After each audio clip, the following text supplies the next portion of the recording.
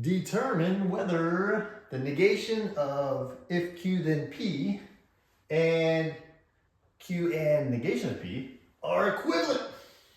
Equivalent means they have the same truth value no matter what scenario of P and Q is. So we're going to do this by making a truth table. There's only P and Q.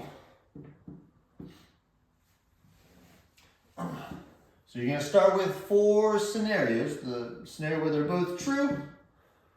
We got P true, Q false, P false, Q true, or this scenario where they're both false.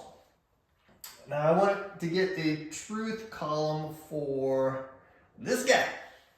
That means I can start with the conditional inside if Q then P. So I'm going from true to true. This is going from Q, if Q then P. Now remember, there's only one false case. That's if you go from true to a false statement. Otherwise, it's going to be true.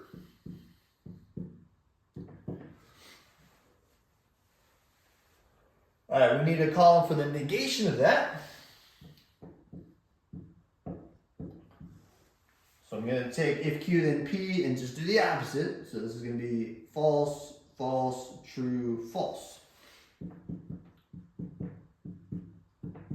You're just taking the opposite of this column. All right, we have a column for this guy. Now I want to find a column for this one. So I'm going to need the negation of P. Let's make a column for the negation of P.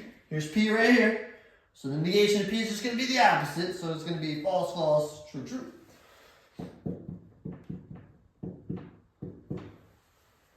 All right, I have Q already right here. Now I can form the conjunction. That's the and.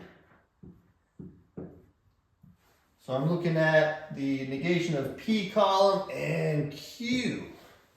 So remember the and symbol, that's true when they're both true. So going down these 2 columns, I have one true, true case. That makes it true. All the other ones are going to be false. All right, I have columns for this guy, and I have a column for this guy. You just want to compare the columns and see if they're the same. False, false, true, false, false, false, true, false. They are the same, so the conclusion here is that they are equivalent.